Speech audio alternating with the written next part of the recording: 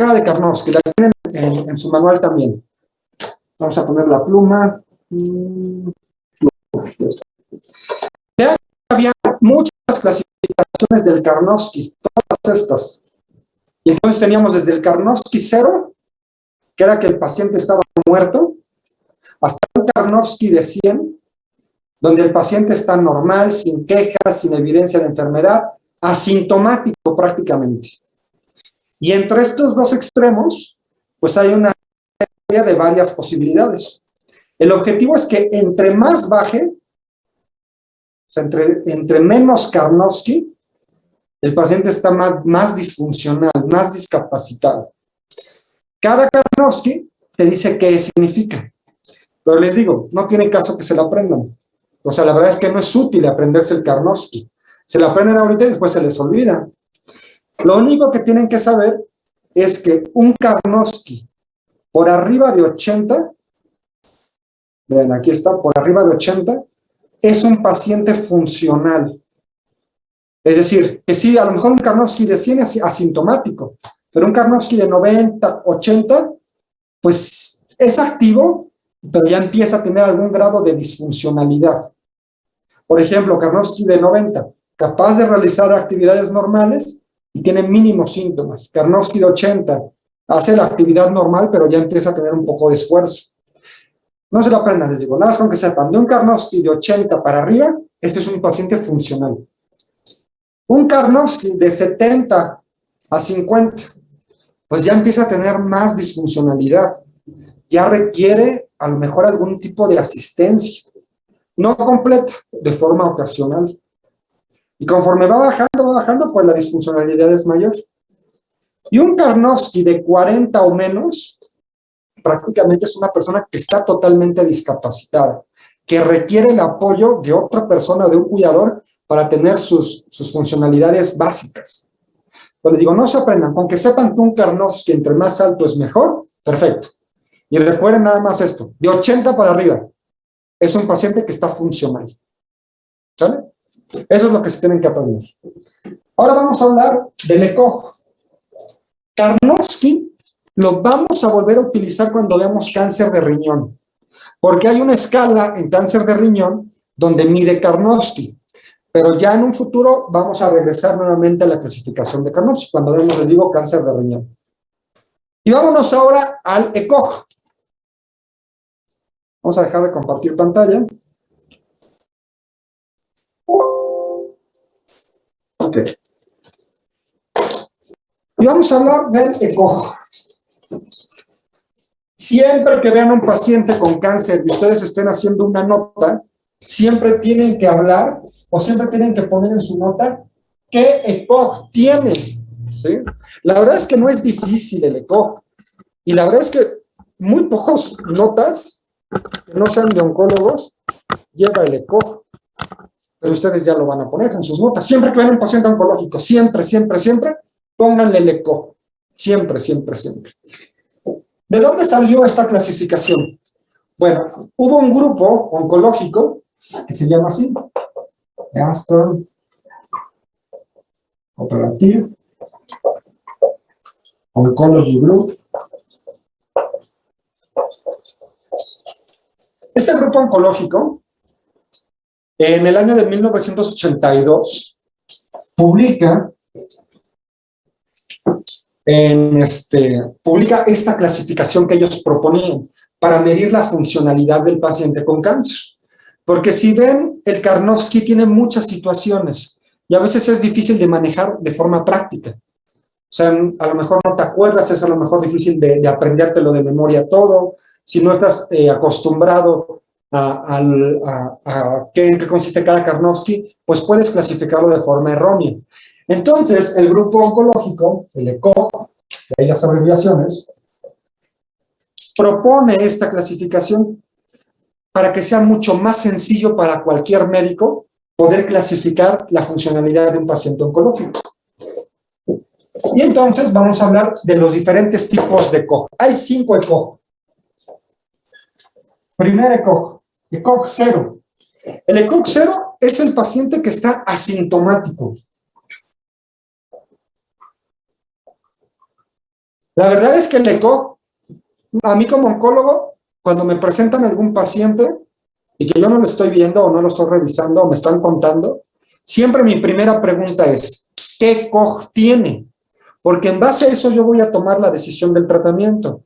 Y ustedes como médicos de primer contacto, vamos a ver que esto también tiene mucha funcionalidad, o sea, sirve mucho. Y ahorita les voy a explicar por qué. ECOG cero, asintomático. Es el paciente y vamos a actuar. Soy yo. Hola, doc. Hola, doctora. ¿Cómo está usted? No, pues yo estoy bien. Ninguna molestia, ¿eh? Todo tranquilo con el cáncer, ¿eh? La verdad es que ningún problema, hago mis actividades normales, no me duele, nada, ningún problema. Perfecto.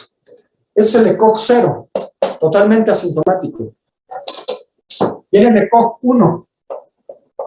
ECOG 1 es mínimos síntomas. Mínimos síntomas.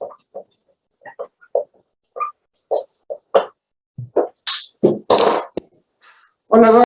Hola, doctora. No, pues, ¿cómo está usted? Pues fíjese, doc, que un poquito de dolor de cabeza, un poquito de dolor en la mama, un poquito de diarrea, un poquito de cansancio. Siempre es poquito, mínimos síntomas.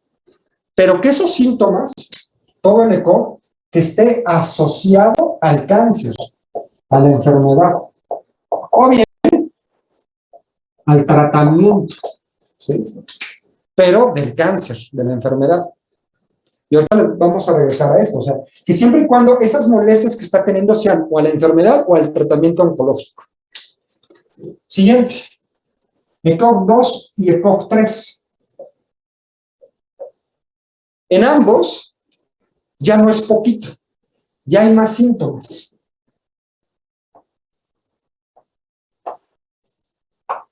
¿Sí? Pero la diferencia entre un ECOG 2 y un ECOG 3 es cuánto tiempo o qué porcentaje del tiempo pasa en reposo. Es decir, de mis horas de vigilia, si yo paso menos del 50% en reposo, es un ECOG 2. Pero si de mis horas de vigilia yo paso más del 50% en reposo, es un ECOG 3. ¿Sí? Vamos a explicar un poquito eso de las horas de vigilia. Si el paciente, supongamos que se va a dormir a las 10 de la noche y se despierta a las 10 de la mañana, pues son 12 horas las que está durmiendo. Por lo tanto, ¿cuánto tiempo está en vigilia, está en alerta? Pues las otras 12 horas. Entonces, 12 horas está en vigilia. Y este porcentaje es en base a estas horas de vigilia. ¿Sí? Es decir, si de este paciente que les estoy comentando, 12 horas está despierto, está activo, si de esas 12 horas menos del 50% está en reposo, es decir, que a lo mejor de las 12 horas, pues a lo mejor estoy en cama o estoy recostado o estoy sentado en reposo 5, 4, 3 horas, eso sería un ECOG 2. Pero si el paciente tiene más del 50% de las horas de vigilia en reposo, es decir, que de las 12 horas completas tenga 7, 8, 9 horas o las 12 horas de vigilia esté en reposo, eso sería un ECOG 3. ¿Okay? Entonces, la diferencia entre un ECOG 2 y 3 es cuántas horas estoy o qué porcentaje del tiempo en vigilia estoy en reposo. ECOG 4. Muchos más síntomas. Y es un paciente que está con más, pues, sintomatología asociada al cáncer o a la enfermedad o al tratamiento. Uno podría decir, bueno, pues un ECOG 4 es muy similar a un ECOG 3. También voy a tener más del 50% de reposo en un ECOG 4. Entonces, ¿cómo diferenciamos un ECOG 3 de un ECOG 4? Y la pregunta que aquí nos tenemos que hacer es, come por sí solo.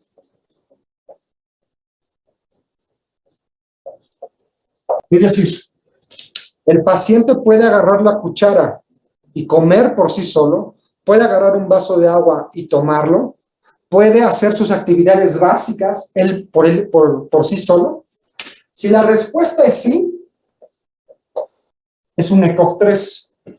Pero si la respuesta es no, es un ECOG 4.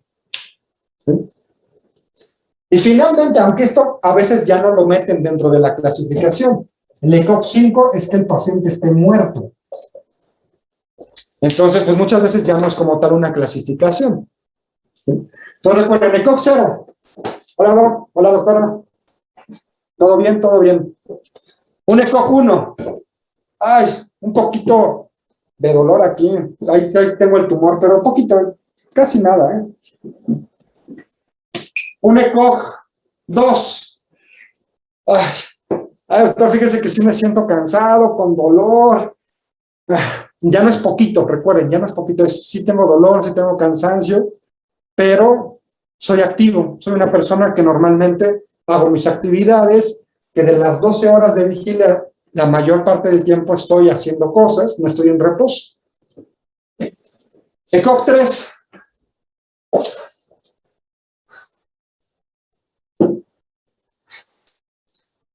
Ay, doctor, apenas si puedo tomar. Estoy muy cansado, doctor, muy fatigado. La mayor parte del tiempo que estoy despierto me la paso sentado en cama. ECOG 4.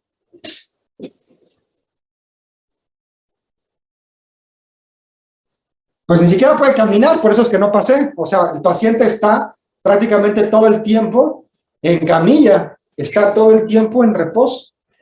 Un ECOG 4 no puede ni siquiera hacer sus propias actividades por sí solas, o sea, las más básicas. No puede comer, alguien le tiene que ayudar a comer, alguien le tiene que ayudar a limpiarle sus evacuaciones, a estarle cambiando el pañal. Es una persona muy disfuncional, ¿sí?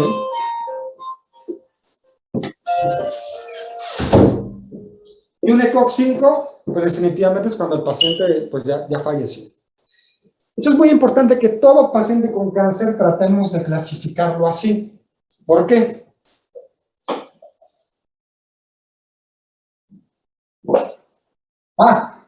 Regreso a esto. Asociado a la enfermedad. Vean este ejemplo. Un paciente que no tiene una pierna. Tiene un cáncer, pero el cáncer no le está provocando ninguna molestia. Pero no tiene una pierna. ¿Qué ECOG sería? A ver qué dicen. No tiene una pierna, pero no tiene ningún síntoma por cáncer. ¿El 0? Exactamente. Un ECOG 0. Pero están de acuerdo que a lo mejor una persona que no tuviera una pierna o no tuviera ambas extremidades inferiores, a lo mejor la mayor parte del tiempo va a estar en reposo por la misma condición física. Entonces, pero eso no significa que es un ECOG 3. O sea, si es por la enfermedad o por el tratamiento, sí aplica esto. Pero si es por otra situación, la verdad es que no se toma para poder clasificar al paciente.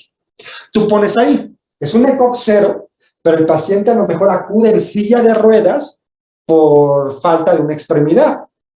¿Sale? Otra situación, pacientes con EPOC, por ejemplo, que todo el tiempo tienen oxígeno, que van en silla de ruedas, que obviamente tienen la mayor parte del tiempo que están despiertos en reposo, pero no tienen ningún problema por el cáncer, o sea, el cáncer no le está provocando esos síntomas.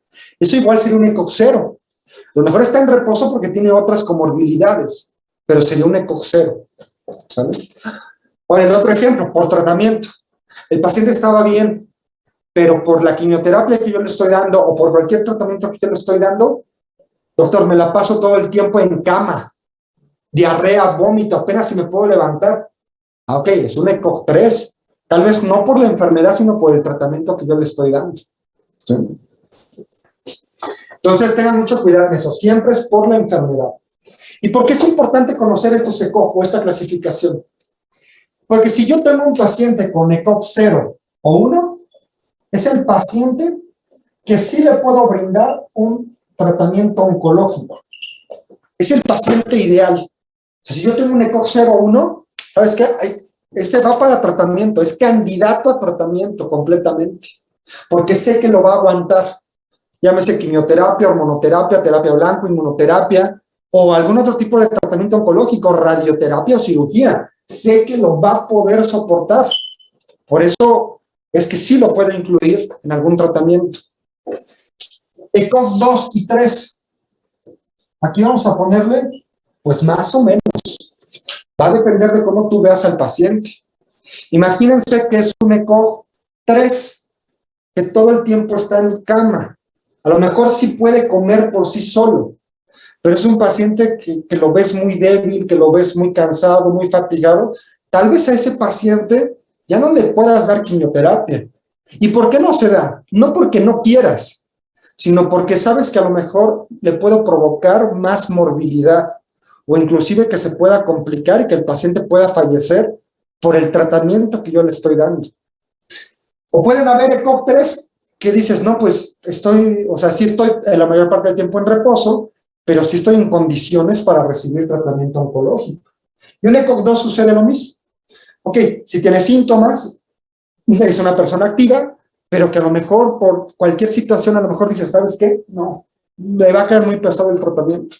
La verdad es que en un ECOG 2 o 3 depende mucho del juicio médico para saber si sí pudiera ser candidato a algún tratamiento o no. Lo que sí es definitivo es que en un ECOG 4 el paciente no es candidato a ningún tratamiento oncológico. Es decir, si es un paciente que tiene muchos síntomas, que no puede comer por sí solo, que depende de otra persona para hacer sus necesidades básicas, como comer, que la mayor parte del tiempo está en reposo, está en cama, pues ese paciente, si tú le das quimioterapia o le das algún tipo de tratamiento, tienes más riesgo de perjudicarlo que de ayudarlo. Mayra, levantaste la mano. Sí, Doc. Y por ejemplo, en el caso, digamos, de un ECOG 3 que nosotros ya veamos pues muy débil y fatigado y así, pero el paciente diga, no, yo sí, ahí es lo que diga el paciente, o le dices que pues no. No te escuché muy bien lo último, como que se cortó, pero creo que la pregunta era de que si tenías un ECOG 3, pero que el paciente sí quisiera el tratamiento. Ajá. Y, o sea, que tú lo vieras mal, muy mal, y a lo mejor dijeras, pues ya no consideraría correcto, pero el paciente dijera que sí lo quiere. Ok, eso es lo que vamos a hablar a continuación. ¿Cuándo sería prudente darle tratamiento a un ECOG 3, por ejemplo? Fíjense, por eso la oncología es padre, porque no hay como que reglas totalmente así de que sea blanco o sea negro, no. Depende mucho de tu juicio médico. Por ejemplo, si tienes un ECOG 3 y que sabes que para el cáncer que tiene el mejor tratamiento es con 2 medicamentos, tú ahí dices, ¿sabes qué? Tiene un ECOG 3. Mejor le empiezo con un medicamento a una dosis bajita y veo cómo lo va tolerando, veo cómo lo va tolerando. Si lo tolera bien, a lo mejor para el siguiente ciclo de tratamiento le aumento la dosis. Si lo tolera bien, a lo mejor para el tercer ciclo de tratamiento le agrego el segundo medicamento. Y así me voy. O sea, tú puedes evaluar mucho, ok, está bien, sí le podemos iniciar tratamiento, pero vámonos lento. La verdad es que esto me pasa, pero súper seguido, ¿eh? O sea, pacientes en México, la verdad es que la mayoría no llega con ECOG 0-1. La mayoría llega con un ECOG 2 o 3. O sea, sí hay muchos con ECOG 0-1, sí, pero un gran porcentaje de los pacientes en México están en ECOG 2 o 3. Y ni modo que a todos les dijera, ¿sabes qué? No, pues no, ya estás fuera de tratamiento oncológico. Estás FTO, ¿no? Ese es el término vulgar de nosotros los oncólogos. Está FTO, fuera del tratamiento oncológico, para referirnos a un paciente que no le vamos a dar ningún tipo de quimioterapia, hormonoterapia, radioterapia o cirugía, ¿no? Entonces, en un ECOG 3 varía mucho, ¿no? O sea, tienes que tomar en cuenta pues, cómo está el paciente, si lo pudiera tolerar o no. Depende mucho de tu juicio médico. Pero en caso de considerarlo, te digo, te vas lento, vas ajustando dosis y vas evaluando la situación. ¿En qué paciente? Ajá, Itziel Silva, ¿levantaste la mano? Sí, doctor, tengo una duda. En caso de que el paciente evolucione a un 4, por ejemplo, ¿se suspendería el tratamiento? Se suspende el tratamiento. Sí. Hasta mejoría de condiciones. Vean, aquí los tratamientos oncológicos no es de que a fuerza tengas que darlo. No, no, no, no, no. En oncología sucede mucho el juicio médico. Va a depender de cómo vaya la evolución del paciente. Y está totalmente justificado que si tienes un pobre estado funcional, ¿sabes qué? De un ECOG 4, paciente no se puede continuar con quimioterapia por mayor riesgo de morbimortalidad. Y está totalmente justificado que no continúes con quimioterapia hasta que mejore condiciones. De hecho, un gran porcentaje de las interconsultas que nos solicitan otros servicios, pacientes que, por ejemplo, están intubados, esos pacientes automáticamente ECOG 4. No se puede dar quimioterapia en esos pacientes. No se puede, no se puede. Solamente en caso de que mejore condiciones es cuando podríamos introducir el tratamiento. Uno podría decir, bueno, pero si está intubado porque tiene un cáncer de pulmón o un cáncer, no sé, cualquier tipo metastásico a pulmón y no se inicia con quimioterapia o con tratamiento, no se va a salir, o sea, no se va a mejorar y por lo tanto no se va a poder intubar, entonces ¿no le das tratamiento? No, no, no, no, no, no. O sea, está totalmente justificado. No se da. Y uno puede decir, bueno, entonces, ¿qué se hace? En pacientes que no sean candidatos a algún tratamiento oncológico, ahí enfatizas más en los cuidados paliativos. Es decir, tratar de que el paciente tenga la mejor calidad de vida posible, a pesar de que sabes que el cáncer no lo vas a tratar, porque no se puede, porque está muy disfuncional el paciente. Les iba a comentar, ¿a qué pacientes con ECOG 3 podrías aventarte con todo, con todo, con todo, con todo? Y hay 3 situaciones, que es algo muy, muy importante que lo tengan. Los germinales, y el más clásico, testículo. Un paciente con cáncer de testículo y con un ECOG 3, inclusive casi 4, ¿sabes qué?